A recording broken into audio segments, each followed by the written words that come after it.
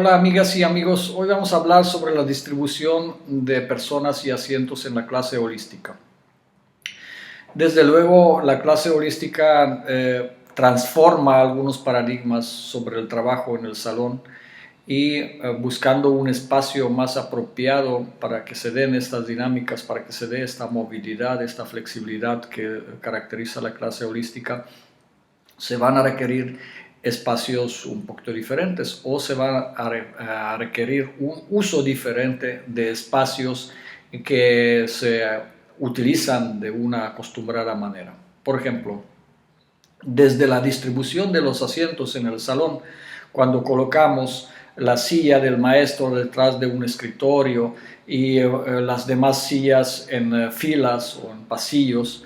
y entonces decimos desde el principio que hay una autoridad del maestro y hay una receptividad pasiva de los alumnos. Va a tender a desarrollar este modelo de relaciones dentro de la clase. Ahora, la misma distribución de los alumnos de la clase, quienes se sientan adelante y quienes se sientan atrás, pues va a determinar de alguna manera los que quieren estar cerca del maestro y los que de plano quieren evadirse o tienen un temor al maestro o tienen un temor a la clase o de plano no les interesa la clase y quieren chatear en la última fila. Y entonces, para eliminar estos escapes de la clase y de esta digamos, poca movilidad, esta cuadratura antigua, ya no funcional dentro de una clase, requerimos colocar a los participantes de la clase de diferente manera. Una de las maneras sería colocarse en un círculo donde el maestro fuera un centro del círculo, o también puede ser un círculo donde el maestro forma parte del círculo, se sienta en alguna de los lados. De esta manera los alumnos van a tener un contacto directo todos con todos.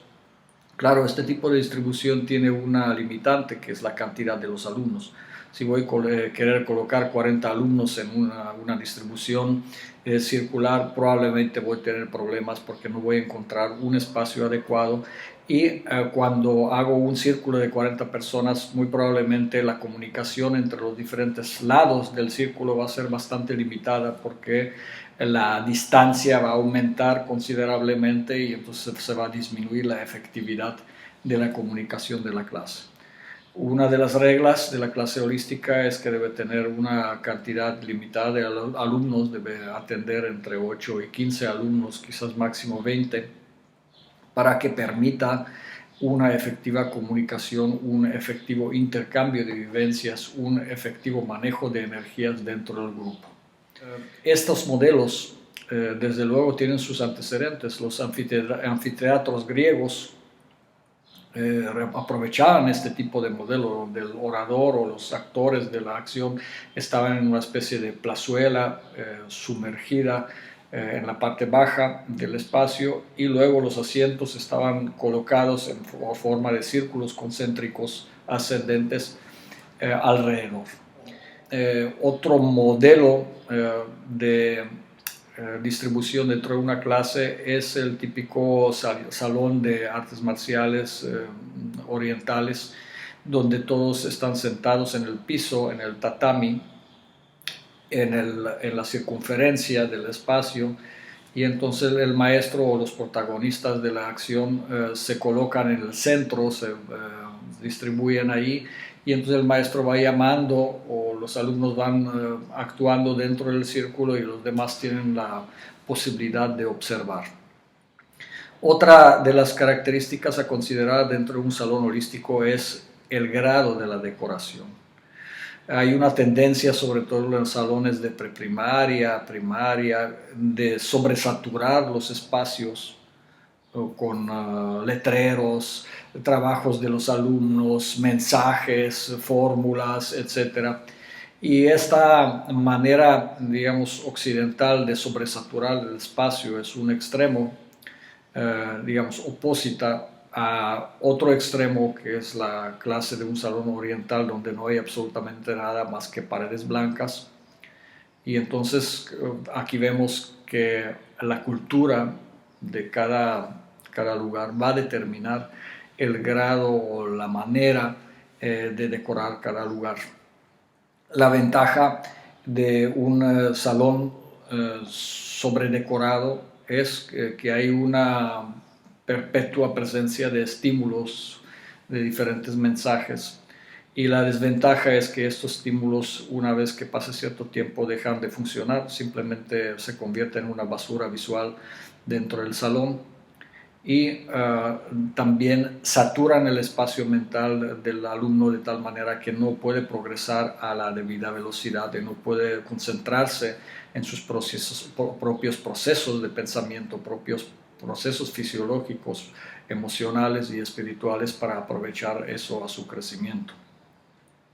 La ventaja del salón vacío, totalmente con paredes blancas, es que el alumno precisamente puede concentrarse en estos procesos, pero quizás cuando el alumno esté acostumbrado de tener algunos estímulos visuales, y entonces hay una cierta sensación de un espacio inhóspito, un espacio que parece más bien una celda de una cárcel o una oficina totalmente fría, y entonces el alumno se puede sentir, digamos, aislado, se puede sentir más mal atendido, no se puede sentir cómodo, y entonces esta incomodidad se refleja también en el bajo rendimiento en el aprendizaje holístico. Podemos imaginarnos algunos intermedios, por ejemplo, un salón que tuviera pantallas de televisión cuyo contenido visual podía determinarse para cada clase diferente y podía codeterminarse junto con el grupo. Quiere decir que los mismos alumnos pueden ir interactivamente subiendo las imágenes conforme se va desarrollando la clase, y entonces terminan la clase con un salón decorado, digamos, con el resultado de su dinámica, de su trabajo. Quizás pudiera haber también alguna cámara donde ellos mismos pueden grabar sus propias dinámicas y pueden desplegarlo en los videos y pueden observarlo, comentarlo como una retroalimentación. Claro, no debe conducirnos esto a la idea de que la clase holística necesariamente necesita una gran inversión en la tecnología, porque igualmente pueden desarrollar una clase holística de muchísimo valor en un salón con piso de tierra, con techo de palmito, que en un salón totalmente tecnificado, robotizado, ¿verdad? En principio, aquí lo que importa es mantener la creatividad, mantener la abertura mental para que el salón de la clase se convierta en un espacio, digamos, dinámico, que no fuera estático y que realmente permita desarrollar las diferentes relaciones, las diferentes interacciones que buscamos en la clase holística. La distribución de la clase holística desde luego va a determinar algunos aspectos de la clase holística, pero aún en un salón clásico donde está el pupitre y está el maestro separado del grupo, se pueden desarrollar ciertos aspectos holísticos. Claro, es mucho mejor tener a disposición un espacio abierto. Por ejemplo, los espacios naturales, los escenarios naturales son especialmente ricos para una clase holística, precisamente porque el alumno siente una copertenencia al aula, no se siente aislado, separado del medio ambiente. Puede observar el sol, puede observar la naturaleza, escucha a los pájaros, se conecta con el paisaje sonoro que está alrededor y puede desplegarse con mayor libertad, se relaja y aprende de una manera diferente. La desventaja podría ser presencia de algunos insectos, por ejemplo, algunos distractores que pueden suceder en un espacio totalmente abierto. Y también podemos considerar dentro de una clase holística cambiar el horario, quiere decir colocar el horario de la clase en un horario totalmente desacostumbrado, por ejemplo, en la noche, temprano en la mañana, en ciertas condiciones donde normalmente la clase no se desarrollaría. De esta manera la vivencia puede intensificarse y puede hacerse única, experiencia única, y la transmisión de la vivencia desde luego es mucho más intensa, mucho más profunda y deja una huella imborrable en el alumno. Esto no debe conducir a la idea de que la clase holística debe ser algo estrambótico, algo necesariamente extremoso, una especie de extremismo pedagógico, sino más bien que la clase holística es una visión que permite ampliar los conceptos ya existentes de manejo de espacio, flexibilizarlos y adecuarlos a las necesidades de cada grupo en específico. Aquí viene a relucir la idea de desarrollar las clases dentro de los centros de trabajo. Últimamente esta tendencia ha aumentado, muchas universidades incluyen dentro de sus clases una especie de prácticas o transferencia de las clases dentro de los centros de trabajo, dentro de las salas industriales. Y claro, esto tiene cierta ventaja porque el alumno se conecta directamente con la realidad de lo que le va a tocar cuando termine sus estudios, pero también tiene muchísimas desventajas. Una de las desventajas principales, que es el espacio industrial, que fue construido con lógica, digamos, industrial y no con la lógica de la ergonomía de una clase holística o una clase que tenga ciertas características, cierta movilidad, cierto dinamismo. Entonces las reglas de seguridad, el movimiento de personas extrañas, movimiento de maquinaria, el ruido, son normalmente factores que determinan que el nivel de aprendizaje, ¿verdad? Es realmente muy bajo, porque el alumno más que todo viene a adecuarse a lo que será su propio trabajo en el futuro, pero un aprendizaje significativo, un aprendizaje que pudiera profundizar en el sentido del desarrollo no solamente cognitivo, sino también emocional y espiritual, pues desde luego no se va a dar en un espacio así. Y entonces es una posibilidad trasladar la clase al centro de trabajo, pero es una posibilidad que actualmente se encuentra sobrevalorada, una posibilidad que se sobredimensionó, que se le cargaron algunas posibilidades que simplemente no puede dar.